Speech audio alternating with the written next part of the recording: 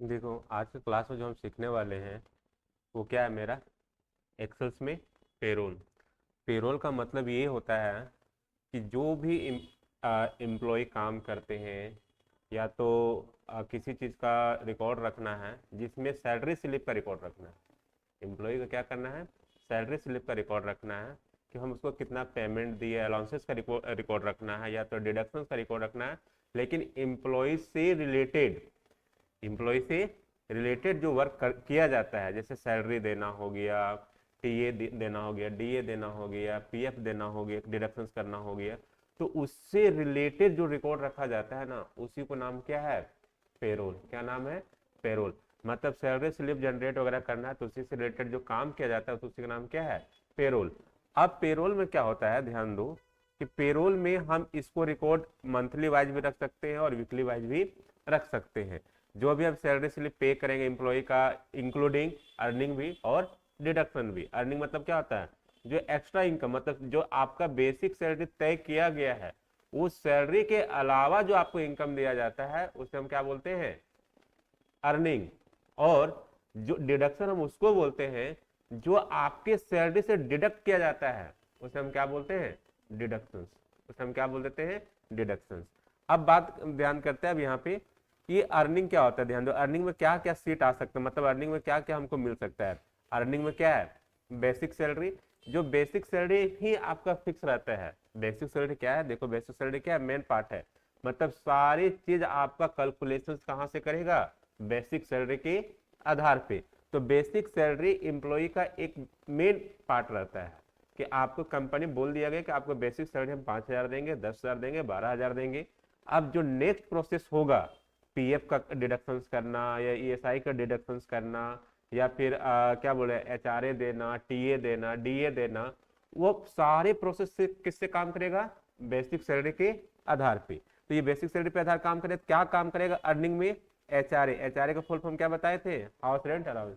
ये क्या करता है कि आपको रहने के लिए किसी किसी डिपार्टमेंट में ऐसे होते हैं कि एम्प्लॉय को रहने के लिए भी उन लोग को पैसा दिया जाता है। अगर पैसा नहीं दे रहा गवर्नमेंट किसी किसी डिपार्टमेंट में, तो उन लोग को क्वार्टर प्रोवाइड कर दिया जाता है। अगर क्वार्टर देता है तो फिर रहने का पैसा नहीं देता है। अगर क्वार्टर नहीं दे रहा है, कंपनी अपने तरफ से क्वार्टर या डिपार्टमेंट अपने तरफ से क्वार्टर नहीं दे रहा, रहने की फैसिलिटी नहीं दे रहा है, तो अगर अपने से उन लोग रह रहा है तो एक कुछ अमाउंट उन लोग को, एक सर्टेन अमाउंट उन लोग को मिलता है, रहने का पैसा मिलता है। तो उसी को क्या बोला जाता है?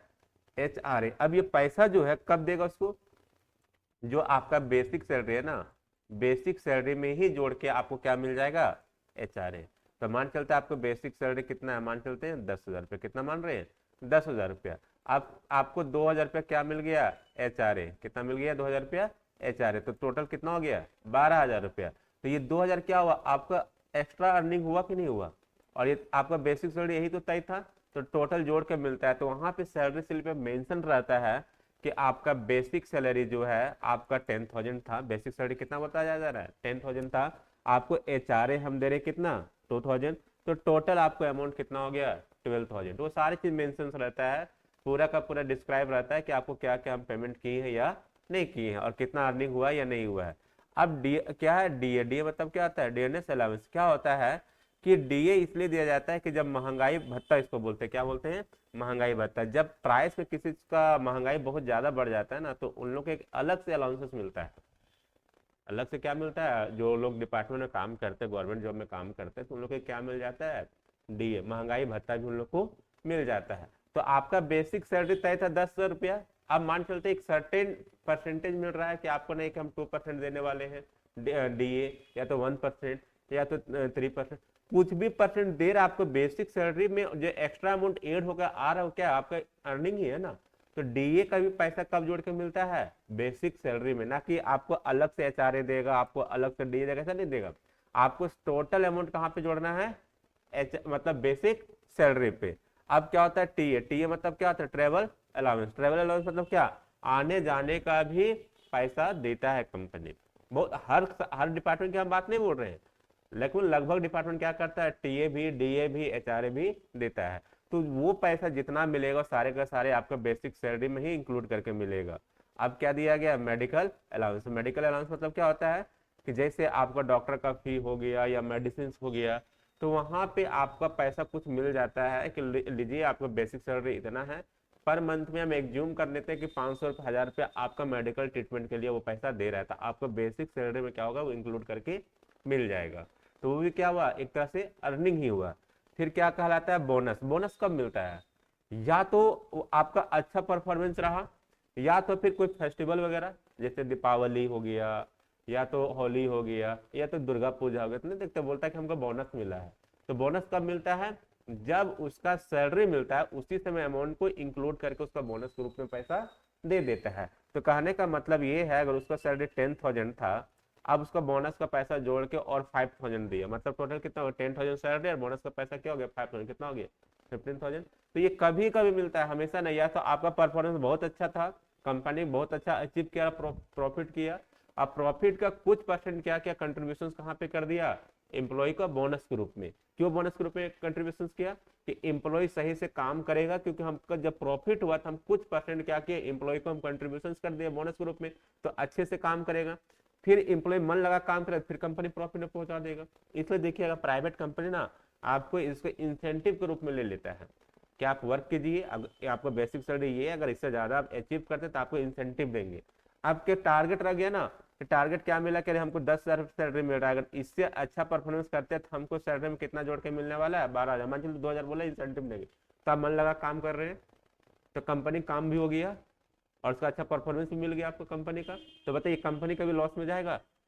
इसलिए देखिएगा प्राइवेट कंपनी ना इंसेंटिव के नाम से, बोनस के नाम से एम्प्लॉय से पूरा काम करवाता है कि आपको 10,000 सैलरी है, लेकिन देखिएगा 10,000 सैलरी पता चलता है कि उसको एक्स्ट्रा आ रहा है इनकम कहाँ से, बोनस के रूप में या तो इंसेंटिव के रूप में, पता चल रहा है 13,000 14,000 15,000 आ जा रहा है, तो उसको मन करने में काम लग रहा है कि कंपनी क्या बोला कि आपको हम 10,000 सैलरी देने वाले हैं, अब 10,000 की जगह उसको 12,000 मिलेगा बोनस के रूप में या इंसेंटिव के रूप में, तो क्या मन लगा काम करेगा नहीं करेगा। इसलिए कंपनी क्या करता है कि कभी कभी जब उसका अच्छा परफॉर्मेंस हो जाता है तो गुड परफॉर्मेंस होने के कारण से एम्प्लॉय क्या करता है, बोनस भी दे देता है या फिर फेस्टिवल का रूप में देता है, तो ये एक्स्ट्रा इनकम होगी, इसको क्या बोलते हैं एक्स्ट्रा इनकम आना। फिर ओटी, ओटी क्या होता है, ओवर टाइम। जैसे आपका ड्यूटी का टाइम डाला गया है 6 आवर, कितना मान चलते 6 आवर 7 आवर 8 आवर जो भी डाला गया है, अब 8 आवर के बाद किसी किसी कंपनी में बोलता है कि आपका 8 घंटा का काम था, 8 घंटा आपका काम खत्म हो गया, अब इसके अलावा अगर आप 2 घंटा और एक्स्ट्रा काम कीजिए तो आपको एक्स्ट्रा पैसा देंगे, तो उसको लोग क्या बोलते हैं ओवर टाइम। अब उसको 8 घंटा का पेमेंट था पूरा मंथ 20,000 रुपये, एक एज्यूम करें 8 घंटा का पूरा मंथ पेमेंट कितना था 20,000 रुपये। अब कभी कभी क्या किया वो एक्स्ट्रा काम करते चला गया, तो 20,000 से ज्यादा उसको सैलरी मिलेगा, तो जो ओवर टाइम का पैसा होता है उसको भी जोड़ के जो मिलता है हम क्या बोलते हैं अर्निंग। अब ये ग्रॉस सैलरी क्या होता है, जितना HRA मिला, जितना DA मिला, जितना TA मिला, जितना मेडिकल मिला, जितना बोनस मिला, जितना क्या मिला ओवर टाइम मिला, वो सारे अमाउंट को जोड़ के जो आता है बेसिक सैलरी में, सारे अमाउंट जो ऐड हो जाता है उसे हम लोग क्या बोलते हैं ग्रॉस सैलरी। देखिए यहाँ पे लिखे हैं gross salary is the total earning of an employ, यही लिखे है ना कि जो ग्रॉस सैलरी में क्या करना है टोटल अर्निंग। टोटल अर्निंग क्या हुआ मेरा, HRA हो गया, DA हो गया, TA हो गया, मेडिकल हो गया, बोनस हो गया, ओवर टाइम हो गया, और ग्रॉस सैलरी में क्या हो गया सारे सारे ये जुड़ जाएगा, मतलब बेसिक सैलरी में सारे अमाउंट ये से ऐड हो जाएंगे, इसे हम लोग क्या बोलेंगे ग्रॉस सैलरी। किसी को दिक्कत यहाँ तक समझ में आ गया। अब इसको देखते हैं फार्मूला, क्या देखते हैं इसका फार्मूला कि इसको निकालेंगे ग्रॉस सैलरी कैसे। जैसे पिछले क्लास में प्रैक्टिकल जब हम डाले हुए थे तो आप लोग हर चीज का फार्मूला पूछ रहे थे, सर इसको कैसे करेंगे, क्या बेसिक सैलरी में क्या क्या ऐड करेंगे। तो यहाँ पे क्या लिखे हैं बेसिक सैलरी में अगर मतलब ग्रॉस सैलरी निकाला तो क्या क्या ऐड करना है, basic salary plus HRA plus DA plus TA plus medical plus bonus plus what, मतलब और इसमें ऐड हो सकता है, ऐसा नहीं कितना ही ऐड होने वाला है, इसमें और ऐड भी हो सकता है। क्या ऐड हो सकता है, जो आपका एक्स्ट्रा अर्निंग आएगा वो कहाँ पे ऐड करना है बेसिक सैलरी में, तब आपका क्या निकल जाएगा ग्रॉस सैलरी। मतलब बेसिक सैलरी से रिलेटेड बेसिक सैलरी में जितने भी अर्निंग आएंगे सारे अमाउंट क्या हो गए ऐड हो जाएगा, basic salary plus TA DA मतलब HRA जितने भी ऐड हो जाएंगे वो क्या कहलाएगा मेरे लिए ग्रॉस सैलरी। बात समझ में आ गया। चलो अब आगे बढ़ने वाले डिडक्शन। डिडक्शन मतलब क्या आता है, आपके अर्निंग से जो आपका इनकम हुआ है, आपके सैलरी से जो पैसा कटता है उसे हम लोग क्या बोलते हैं, डिडक्शन। क्या बोलते हैं, डिडक्शन। जैसे बहुत सारे लोग बोलते हैं नहीं देखो मेरा अमाउंट डिडक्ट कर गया, डिडक्ट मतलब क्या, उसके अकाउंट से कटा होगा पैसा इसलिए क्या बोल रहा है, डिडक्ट कर गया। तो जो मेरा इनकम है उससे जो पैसा हम कटता है, जो मेरा इनकम उससे आधार के बाद जो पैसा कट जा रहा है उसे हम क्या बोलेंगे, डिडक्शन। डिडक्शन क्या बोलता है कि डिडक्शन जो काम करने वाला है वो क्या करेगा, ग्रॉस ग्रॉस सैलरी से क्या करेगा, सेपरेट करेगा। ग्रॉस सैलरी से क्या करेगा, सेपरेट का मतलब क्या करेगा, वो घटाने का काम करेगा। तो कहने मतलब जो ग्रॉस सैलरी के बाद जो घटता है, जैसे कहने मतलब आपका डिडक्शन, जैसे कहने मतलब आपका ग्रॉस सैलरी था 40,000 रुपये, कितना आ गया, एक एज्यूम करते कितना, 40,000। आप 40,000 में 5,000 मान चलो पीएफ कट गया, तो पीएफ क्या हुआ, डिडक्शन। पीएफ क्या हुआ, डिडक्शन। तो 40,000 में 5,000 को घटा देंगे कितना बच जाएगा, 35,000 रुपया। तो बताइए आपके अमाउंट है, आपके अकाउंट में पैसा घटा कि बढ़ा, घट गया। तो डिडक्शन मतलब आपका सैलरी से पैसा को घटना। तो यहाँ पे लिखे क्या, सैलरी कट मतलब सैलरी में कटना।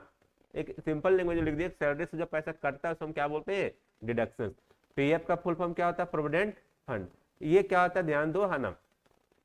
PF is retirement saving amount. PF के ऐसे बताए थे, रिटायरमेंट में पिछले क्लास में बताए थे, जो रिटायरमेंट समय जो पैसा मिलता है कौन सा पैसा मिलता है, पीएफ का अमाउंट। वो गवर्नमेंट अपना से पैसा केवल क्या करता है, बहुत सारे क्या ग्रेजुएटी वगैरह बहुत सारे इंटरेस्ट वगैरह पे मिला करके उसको देता है, इसलिए अमाउंट उन लोग को बहुत ज्यादा मिल जाता है। लेकिन पैसा पीएफ का पैसा किसका रहता है, एम्प्लॉय का ही पैसा रहता है।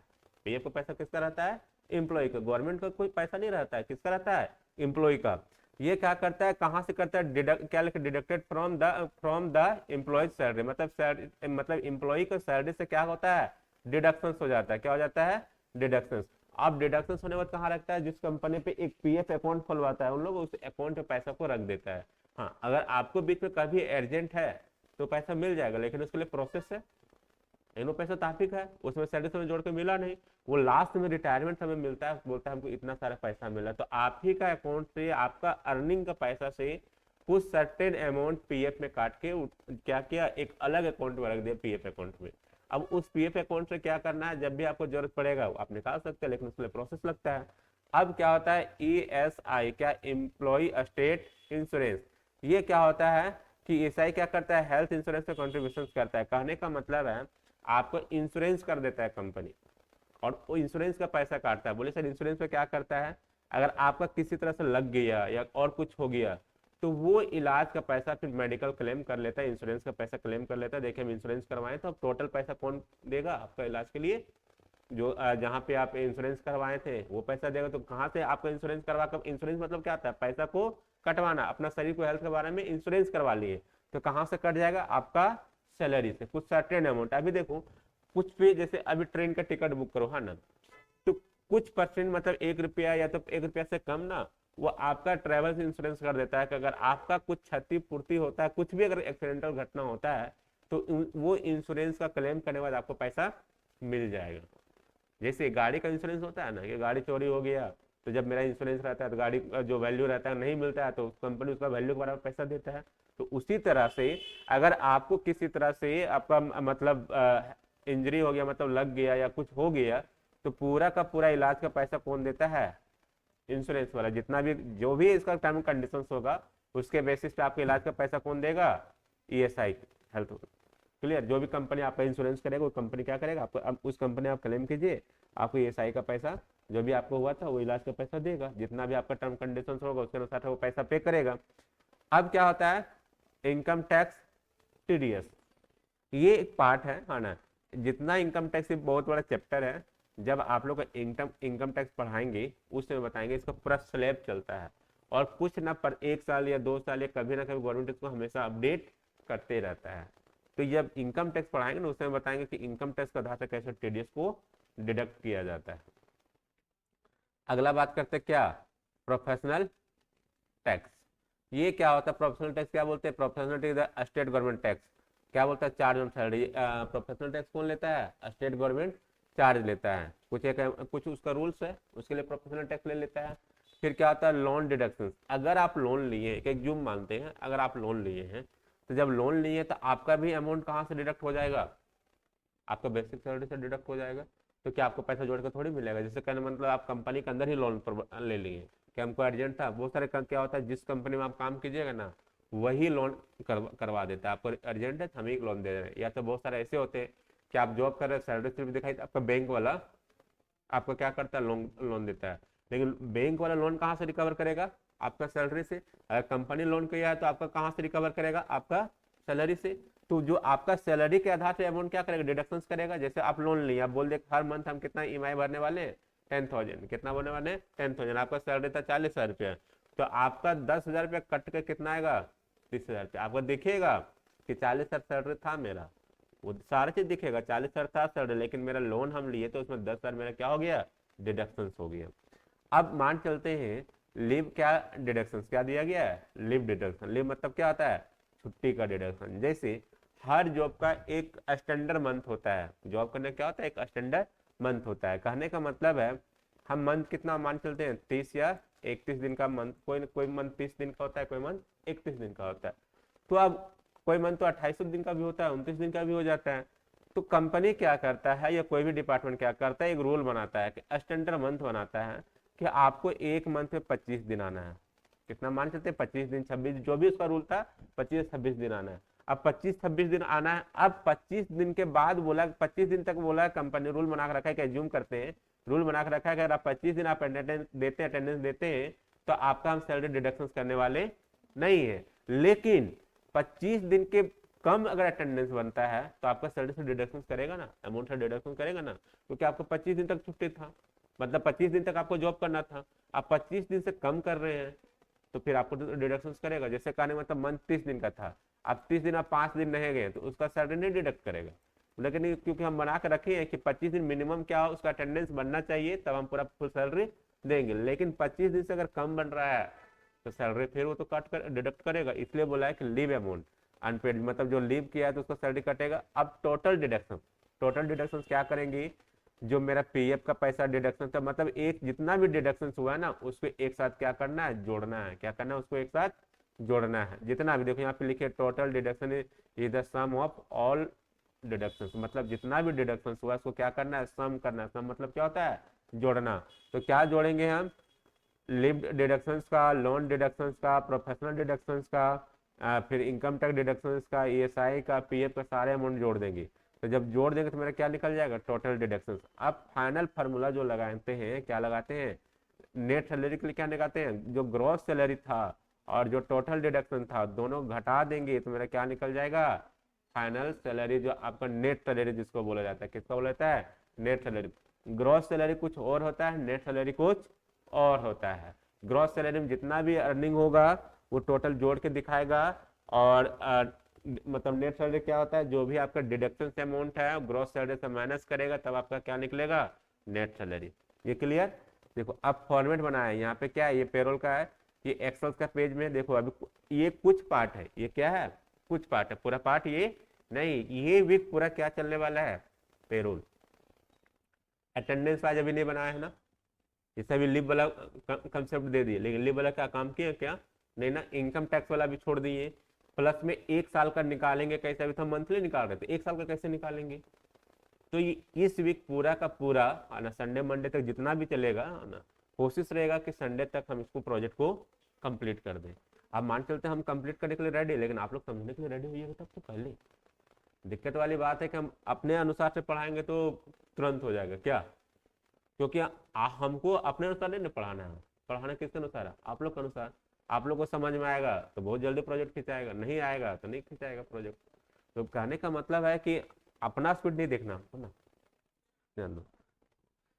अब क्या बोला जा रहा है, अर्निंग। अर्निंग में क्या बोला गया, ऑटो कैलकुलेटेड। क्या करेंगे, ऑटो कैलकुलेटेड। जो जैसे दिया गया एचआरए मान चलते एज्यूम करना है इसको, 20%, 10%, ये सब क्या है, एज्यूम है, माना गया है सबको। क्या बोला गया है, C2 में तो क्या बोला, देखो कल ही फॉर्मूला लगा रहे थे ना, पिछले क्लास में भी फॉर्मूला लगा रहे थे ना। C2 में तो क्या होगा, बेसिक सैलरी का सेल एड्रेस। देखो यहाँ पे लिखेंगे बेसिक सैलरी का सेल एड्रेस क्या है, C2। बेसिक सैलरी का सेल एड्रेस क्या है मेरा, C2। देखो अब C2 में क्या करेगा, इसको निकालेगा क्या, एचआरए को। तो क्या बोला है, एचआरए का जितना C2 रहेगा, कहने का मतलब हमको निकालना है, तो क्या करेंगे, इक्वल। हर एक फॉर्मूला से पहले क्या लगाते हैं, इक्वल। जो भी सेल एड्रेस रहेगा तो सेल एड्रेस में यहाँ पे मान के चलते कितना भी C2 में अमाउंट कितना है यहाँ पे मान चलते कितना अमाउंट है 20,000, कितना अमाउंट है 20,000। अब क्या बोला है कि हम 20% लेंगे, कितना लेंगे 20%। तो एच आर देखो यहाँ ऊपर लिखा गया 20%, तो हम क्या करेंगे इसको एक्सेल्स में ऐसे कर देते हैं 20%। तो इसका सेल एड्रेस यहाँ पे पुट करें तो इसका सेल एड्रेस क्या हो जाएगा C2। C2 किसका सेल एड्रेस बेसिक सैलरी, किसका सेल एड्रेस बेसिक सैलरी का। तो आपको क्या निकल जाएगा HRA, क्या निकल जाएगा HRA। आप निकाल के देखिए, अगर मान चलते इसको परसेंट को ऐसे कर देते हैं, परसेंट का वैल्यू कितना होता है 100, इसको डिडक्ट, इसको कट कर दे, इसको कट कर दे, देखो दोनों दो इधर। अब 200 को कितना करो आ गया ना, तो 4,000 आपको क्या मिल जाएगा। तो ये मैथ के हिसाब से, तो ये ऐसा थोड़ी सिस्टम समझाता है, तो इसलिए क्या बोलता है, या तो आप हमको परसेंटेज, आप अगर फार्मूला लंबा करना चाहते हैं तो आप लिख सकते हैं कितना C2 आना इंटू क्या करें C2 इंटू क्या करना 20 का लिख सकते हैं 20, फिर क्या करना पड़ेगा ऐसे लिख सकते हैं, तो समझेगा वो। लेकिन हम फिर इतना क्यों लिखे, हम परसेंटेज लगा देंगे, ऑटोमेटिक कंप्यूटर समझ जाएगा। तो यहाँ तक समझ में आ गया। अब उसी के जिस तरह से हम HRA निकाले हैं उसी तरह से क्या निकालेंगे DA भी, TA भी, मेडिकल भी और बोनस भी, सब उसी तरह से निकालेंगे। हो गया। अब देखो ओवर टाइम जो है ना वो क्या करेंगे मैनुअल डालेंगे, क्योंकि ओवर टाइम किस दिन काम किया कि नहीं किया उसका तो रिकॉर्ड रखना पड़ेगा ना। ऐसा थोड़ी हमेशा ओवर टाइम काम करेगा, मान चलते किसी दिन 2 घंटा काम किया, किसी दिन 4 घंटा काम किया, किसी दिन 5 घंटा काम किया, उसको वर्क बेसिस पे पैसा मिलता है ना ओवर टाइम पे ना। तो ओवर टाइम का मान चलता है अभी मैनुअली, क्या मान लेते हैं मैनुअली। तो अब यहाँ पे निकालेंगे टोटल अर्निंग के लिए, टोटल अर्निंग के लिए क्या फॉर्मूला लगाते हैं, टोटल जब करना रहता है क्या लगता है इक्वल टू सम। सम मतलब क्या होता है जोड़ना, सम मतलब जोड़ना। अब यहाँ पे क्या करेंगे, आपको पता है कि जब बहुत सारे सेल एड्रेस को एक साथ कंबाइंड में जोड़ना है तो हम क्या करते हैं, जब फर्स्ट सेल एड्रेस रहता है मेरा फर्स्ट सेल एड्रेस जहां से हमको जोड़ना है, तो जोड़ना कहाँ था से हमको C2 से, तो यहाँ पे क्या करेंगे C2 और एक बहुत सारे सेल के बीच में हमको एक साथ कंबाइंड करना है, तो उसके लिए क्या प्रोसेस है कोलन, क्या करेंगे कोलन। अब कहाँ तक जोड़ना है उसका लास्ट सेल एड्रेस लेंगे, कहाँ तक जोड़ना था हमको I2 तक, I2 तक OT तक ही ना जोड़ना था ना। तो यहाँ पे क्या करेंगे I2, अब ब्रैकेट को जो ओपन किया तो उसको क्या करेंगे क्लोज और इंटर, बस जुड़ जाएगा टोटल टोटल। मतलब इसका मतलब समझे, अगर एक साथ 5-6 सेल एड्रेस को जोड़ना है तो हम क्या करेंगे फर्स्ट सेल एड्रेस को लेंगे और कहाँ से जोड़ना है कहाँ तक जोड़ना है, तो स्टार्टिंग फर्स्ट सेल एड्रेस को लेंगे। अब ये फर्स्ट सेल एड्रेस और लास्ट सेल एड्रेस के बीच में दोनों को कंबाइंड करने के लिए किसका यूज करते हैं हम लोग कोलन का, किसका यूज करेंगे कोलन का। आप जैसे कोलन का यूज करेंगे क्या करेगा वो, और फिर फॉर्मूला लगा के इंटर कर देंगे तो क्या हो जाएगा, और मतलब टोटल कैलकुलेशंस कर देगा। कोई दिक्कत, देखो यही लिखे है ना। अब डिडक्शन से वही काम करेंगे, पीएफ कितना बोला क्या 12% क्या ऑफ बेसिक सैलरी, जो आपका बेसिक सैलरी उसको क्या निकालना है 12% निकालेंगे। ईसाई मतलब हम ईसाई मान सकते कितना क्या 0.75% ग्रॉस निकाल देंगे उसी से। फिर कहाँ डिडक्शन, तो ये बोले सर J2 कहाँ से निकाल रहा है, यहाँ पे C2 से निकाले, यहाँ पे J2 कहाँ से निकाले, तो ग्रॉस से यहाँ पे निकालेंगे। ईसाई कहाँ से निकालेंगे ग्रॉस से, जो आपको यहाँ पे ग्रॉस सैलरी जो निकले है ना, देखो ग्रॉस सैलरी कितना कहाँ पे निकला है J2 पे, टोटल अर्निंग वहीं पे लिखना है ना, वहां से निकालेंगे। अब वहां से निकाल देंगे। अब बोला टोटल डिडक्शन, टोटल डिडक्शन क्या क्या हम करेंगे, मान चलते मेरा पीएफ का और क्या है ईसाई का, क्या करेंगे यहाँ पे equal to sum first cell address और लास्ट सेल एड्रेस। एक एग्जांपल इसके बीच में और कुछ होगा तो इसको क्या करेंगे जोड़ने काम करेंगे। अब यहाँ पे आते हैं, देखो नेट सैलरी कैसे निकालेंगे, total earning minus total deduction. तो नेट सैलरी का सेल एड्रेस लेंगे, नेट सैलरी क्या लेने वाले यहाँ पे सेल एड्रेस, नेट सैलरी का सेल एड्रेस क्या है J2, और सॉरी नेट सैलरी का यहाँ पे क्या बोला, हाँ टोटल क्या नेट सैलरी निकाला है ना, टोटल अर्निंग माइनस क्या है यहाँ पे J2 माइनस किसका करेंगे टोटल डिडक्शन, तो क्या हो जाएगा M2। तो दोनों घटाने में क्या जो बचेगा रेस्ट अमाउंट क्या बचेगा मेरा नेट सैलरी, क्या बचेगा नेट सैलरी। आपके अकाउंट में बस यही शो करेगा, अमाउंट इतना ही आएगा लेकिन दिखाएगा पूरा कि आपको हम देने वाले थे 20,000, HRA इतना दिए, टीए क्या DA इतना दिए, टीए इतना दिए, मेडिकल इतना दिए, बोनस इतना दिए, ओवर टाइम इतना दिए, तो आपको जोड़ कितना लगा 32,000 रुपया। तो 32,000 अकाउंट में पैसा नहीं आएगा, अकाउंट में पैसा कितना आने वाला 29,360। बोले सर पैसा कहाँ गया, वो डिडक्शन में चला गया, कहाँ पे चला गया है डिडक्शन से लोन लिए, पीएफ कटवाए, ईसाई कटवाए और कुछ कटवाए, वो पैसा डिडक्ट करके जो मिलता है, जो आपका सैलरी आता है, वही क्या कहलाता है, नेट सैलरी। तो ये सैलरी जब मिलता है ना, तो उसके एक सैलरी स्लिप देता है, सारी चीज मेंशन रहता है कि क्या क्या आपका डिडक्शन किए, क्या क्या आपका अर्निंग था। जो अगले क्लास में हम सीखेंगे क्या, इसको कैसे हम सैलरी स्लिप को बनाते। अब इसको आते एक्सेल का प्रैक्टिकल में, कैसे हम प्रैक्टिकल को करेंगे। बताओ यहाँ पे अब तक फार्मूला कोई टफ है क्या? बहुत इजी फार्मूला है ना। क्योंकि अगर हम इसको प्रोजेक्ट को अगर बहुत लंबा खींचना चाहेंगे तो खिंचा जाएगा प्रोजेक्ट को, तो उससे लंबा क्यों खींचेंगे। हम कब खींचेंगे, जब आप लोग को एक्सेल, ये क्या है, पेरोल का बोला जाए तो ये छोटा सा पार्ट है। पेरोल का क्या है, एक छोटा सा पार्ट है। हम बोले लगभग संडे मंडे तक पेरोल चलेगा। तो अब इसमें क्या क्या इंक्लूड होगा पता चलना होना चाहिए। अटेंडेंस इंक्लूड होगा, ईयरली इंक्लूड होगा, फिर कभी कभी कि इसका ये कंडीशन हो जाता है, कभी कभी ऐसे होते हैं पोस्ट वाइज भी सैलरी हो जाता है, तो उसको कैसे मेंशन करेंगे। तो सब सारी चीज पार्ट ही है ना। तो सब धीरे धीरे सीखेंगे, अभी बस स्ट्रक्चर बता रहे हैं कि क्या क्या होता है। अब बात करते हैं यहाँ पे एक्सेल का प्रोजेक्ट में आते हैं। कहाँ पे, एक्सेल का। देखो ये सब पहले से बना कर रखें, क्योंकि बनाएंगे तो ज्यादा टाइम लग जाएगा। यही सब तो आप लोग लिखने पढ़ने तो जानते ही है। ये एम्प्लॉय आईडी कैसे ऑटोमेटिक जनरेट किए पता चला। क्या करते हैं यहाँ पे एम्प्लॉय आईडी लाने के लिए, डिलीट कर दें इसको, क्या करते हैं पूरा पूरा डिलीट कर देते हैं। अब हमको लाना है, क्या करेंगे यहाँ पे नीचे भी क्या, बस एक ऊपर और नीचे का सेल एड्रेस में हम लिखेंगे। आप दोनों क्या करेंगे, एक साथ सेलेक्ट करेंगे और देखिए पतला सा एरो आएगा, इसको क्लिक कर देना है, ऑटोमेटिक आ गया ना। नेम तो लिखना पड़ेगा मैनुअली, क्या क्या काम कर रहा है सो। आप बेसिक सैलरी हम तय कर रहे हैं, बेसिक सैलरी मैनुअल लिखना पड़ता है, बेसिक सैलरी मैनुअल। हम मान चलते 60,000 रुपया, कितना लिख दिए 60,000, इसको 45 सर, ये तो एंट्री करना पड़ेगा। अब यहाँ पे लिखते हैं 32, कुछ भी अमाउंट लिख देते हैं।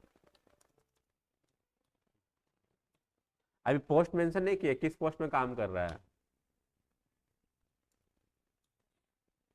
पोस्ट में मेंशन कर सकते हो ना, लेकिन अभी हल्का हल्का पहले सीख जाओ पहले।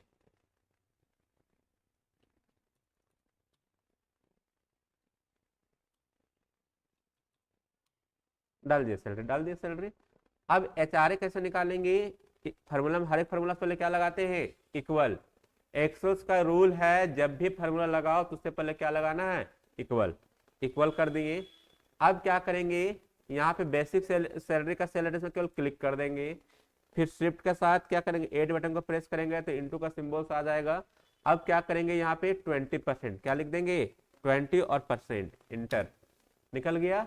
अब कुछ नहीं करेंगे, एक बार फॉर्मूला लगाएंगे और यहाँ पे पतला सा आएगा, यहाँ पे डबल क्लिक कर देंगे, माउस का लेफ्ट क्लिक, माउस का लेफ्ट क्लिक डबल करेंगे, देखो सारे पास फॉर्मूला लग गया ना। अब क्या निकालने वाले हैं, DA, same process, basic salary से क्या करेंगे, मान चलते हैं यहाँ पे कितना लिखे 10%, तो 10% इंटर, फिर क्या करेंगे यहाँ पे इसको, फिर क्या करेंगे इक्वल, बेसिक सैलरी का आधार से भी टीए मिलेगा इंटू कितना 5%, 5% कर देंगे, फिर इंटर कर देंगे। यहाँ तक समझाने में किसी दिक्कत है क्या। अब क्या करने वाले, मेडिकल निकालेंगे वही आधार पे, बेसिक सैलरी लेंगे इनटू कितना कितना परसेंट दिया गया 5%, एक एज्यूम मान रहे हैं हम, फिर क्या दिया गया बोनस, फिर इक्वल करते हैं, बेसिक सैलरी के आधार से कितना मिल रहा है मेरा बोनस 10%। अब यहाँ पे आते हैं ओटी। ओटी क्या बताए थे कि ये मैनुअल एंट्री करना है, क्या करना है मैनुअल, देखो अब इसको डबल क्लिक कर देंगे। हम किसी एक फर्स्ट, जो मेरा फर्स्ट रहता है ना फार्मूला, वहीं पे लगाना है, किसी एक फर्स्ट वाला जो फार्मूला लगा देंगे उस पर ऑटोमेटिक काम करता है, कल क्लिक कर दो ऑटोमेटिक आ जाता है। अब क्या करेंगे, ओटी हम मान चलते हैं इसको 1500, ये 2000 मान चलते हैं, एक भी ओटी इनकम नहीं कमाए तो इसको नहीं जोड़ना चाहिए क्या, मान चलते 1500, मान चलते 3500, 1700, 1000 मान चलते, फिर ये नहीं, इसको ये ओवर टाइम काम नहीं किया है। चलो अब हो गया। अब क्या, अब क्या करने वाले हैं, टोटल अर्निंग, क्या करने वाले हैं टोटल अर्निंग। टोटल अर्निंग क्या करेंगे, इक्वल टू सम, सम क्योंकि हमको जोड़ना है। बहुत सारे लोग क्या करते हैं पता है, इंटू भी करेगा ना वहां पे भी सम लिख देता है, ये गलत है। जहां इंटू करना है, जैसे एक साथ बहुत सारे सेल एड्रेस को इंटू करना है, जैसे अभी सम कर रहे हैं एक साथ बहुत सारे सेल एड्रेस को सम कर रहे हैं ना, तो उन लोग क्या करता है ना, बहुत सारे लोग सम भी लिख देता है और लास्ट में क्या करता है इंटू का सिंबल दे देता है, तो वो कैलकुलेट समझ जाता है, लेकिन ये करना गलत है। जहां भी इंटू करना वहां पे यूज होता है प्रोडक्ट का यूज, किसका यूज होता है, प्रोडक्ट। सबका एक कंसेप्ट बना हुआ है ना, सब मतलब होता है जोड़ना, प्रोडक्ट मतलब क्या होता है, इनटू करना एक्सेल में। अब क्या करेंगे यहाँ पे C2 मतलब सैलरी का क्या करेंगे, जाएंगे सेल एड्रेस पे। अगर बहुत अच्छा माउस चलाने का अगर आदत है ना, तो बेसिक सैलरी से पकड़ो और माउस को लेफ्ट क्लिक दबा के रखो और सीधा ड्रैग करते चले जाओ। हो गया। अब क्या करेंगे, लास्ट में ब्रैकेट क्लोज, इंटर आ गया। फिर क्या करेंगे, इस पर डबल क्लिक कर देंगे, आ गया ना। अगर इतना ही मतलब मान चलते एक बार में हजारों हजार इंप्लॉय निकालना पड़ता तो क्या दिक्कत होता है क्या, एक में फार्मूला लगा रहे बाकी बाद ऑटोमेटिक काम कर रहा है। अगला क्या बोल रहा है कि पीएफ निकालना है, पीएफ मतलब क्या, प्रोविडेंट फंड। तो फिर कहां से निकलेगा पीएफ का, टोटल से बेसिक सैलरी के आधार से। पीएफ का पैसा देखो यहाँ पे लिखाए होंगे, हाँ दिखाते हैं, हाँ ना, कहाँ यहाँ पे आना,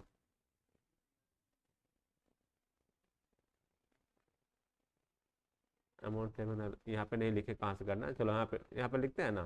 तो यहाँ पे पीएफ का पैसा बेसिक सैलरी से डिडक्ट कर देते हैं क्या, क्योंकि या तो ग्रॉस सैलरी से हाथ घटा देना है ना, तो ग्रॉस सैलरी से निकाल देते हैं।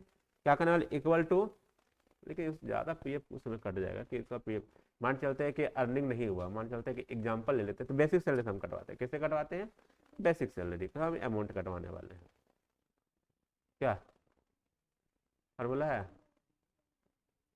हाँ देखो बेसिक सैलरी से ही फार्मूला होगा, लिखे होंगे तो क्या लिखे हैं, हाँ ना, TADA बेसिक सैलरी बोले ना, बेसिक सैलरी से कटवाते हैं क्योंकि देखो टोटल अर्निंग अमाउंट से कटवाएंगे ना, तो हो सकता है मेरा बोनस ना मिला क्या, लेकिन बेसिक सैलरी आपका क्या रहता है, फिक्स सैलरी रहता है, इंक्रीमेंट होता है, कभी भी घटता नहीं है।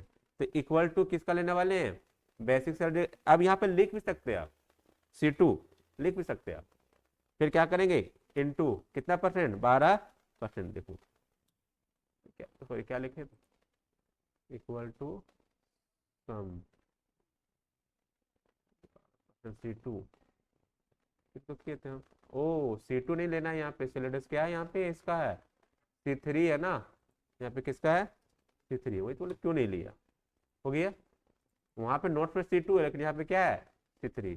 अब क्या करने वाले, इक्वल टू SI क्या निकालेंगे, ग्रॉस सैलरीज, क्या निकाला गया इसका, ग्रॉस सैलरीज, इक्वल टू क्या करेंगे, ग्रॉस सैलरी का सैलरीज क्या है,